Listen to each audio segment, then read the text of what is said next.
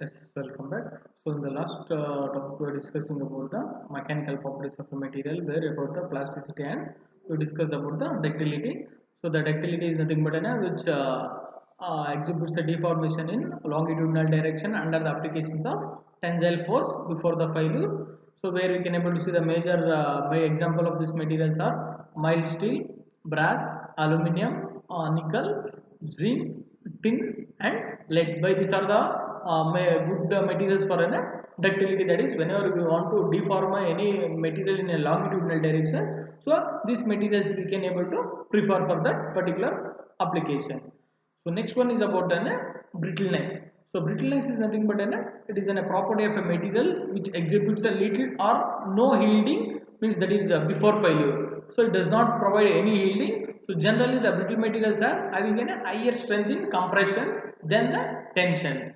So the compression is nothing but which is opposite push what we want to push to the material, but in a tension is opposite pulls that at a particular point we want to pull that material. So by combining that, the brittleness is nothing but it is a property of a material which exhibits a little or no yielding before the failure. So the example is the major applications of these examples of this particular brittleness is about an cast iron, high carbon steel, concrete, concrete stone, then the glass, ceramic materials, etc. These are the some of the major applications of the brittleness.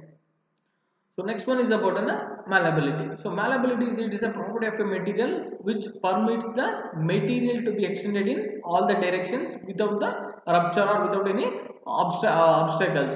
So the malleability is a property of a material which permits the material in extended in all the directions. It is not restricted to only the particular directions. So it is extended to the all the directions. So for example, if we take for that malleability is about gold or a lead, soft steel, copper, aluminum. So this by using these materials, so we can there will be no, so without any obstacles it can able to go or it can able to be extended in all the different directions.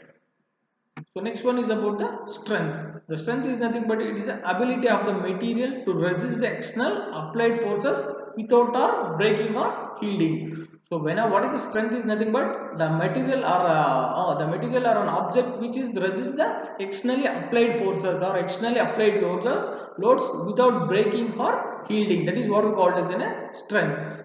The load required to cause a fracture divided by the area of the test specimen is termed as an ultimate, what we call it as an ultimate strength of the material. But the normally the stress is nothing but the strength is nothing but the ability of a material to resist the externally applied forces without breaking.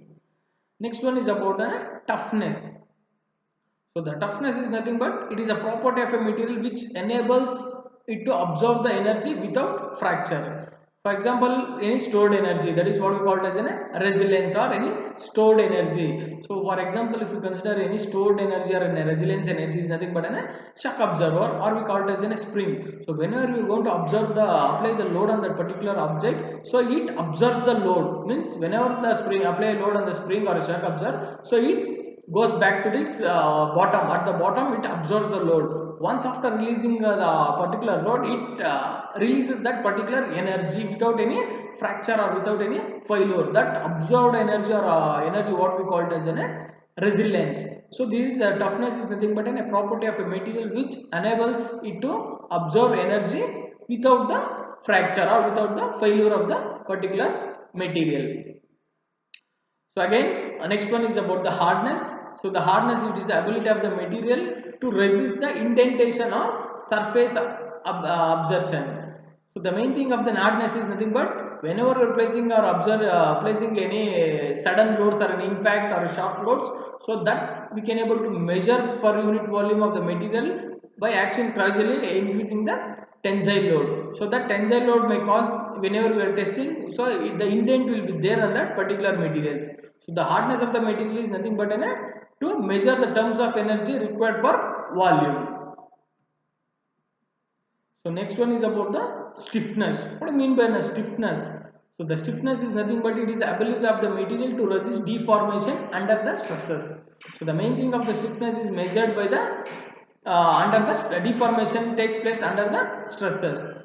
So next one is about the creep. Creep is nothing but whenever a member of a part or a machine subjected to a constant stresses, whenever a member or a part of a machine subject to a constant stresses at high temperature for a longer period of time, it will undergo a slow and permanent deformation. So the creep is nothing but whenever it is at a constant stresses, so the material will be starts flowing, or the deformation will be undergoing slowly, but gradually we cannot able to identify, but it permanently the deformation will be occurs in that particular material. So that is what we call as a creep. So next one is about resilience.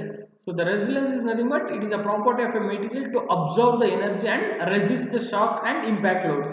As I told, whenever you are mentioning any absorbing or storing energy is nothing but it absorbs the energy. After removing of the load, it releases the energy to reduce the shock or to absorb the vibrations. So this is about the resilience. So next we want to discuss about the stress, strain and Hooke's law. What is the necessity of a stress and what is the strain and how the Hooke's law will be performed. So the most fundamental concepts in the mechanics of materials are majorly we are going to completely discussing in the throughout the entire mechanics of material subjects is majorly we are going to discuss about the stress and strains.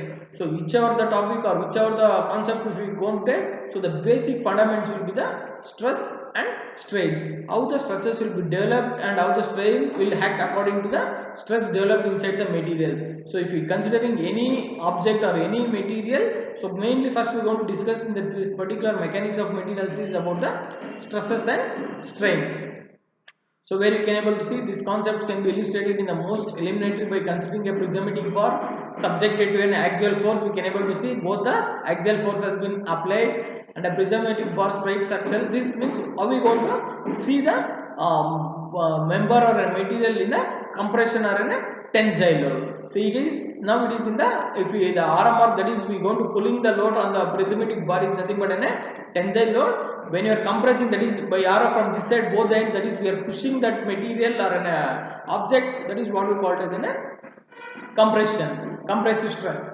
So when how the what will be the tensile stress and what is the compressive stress, how this both the stresses will be developed, so that will in depth will be discussed.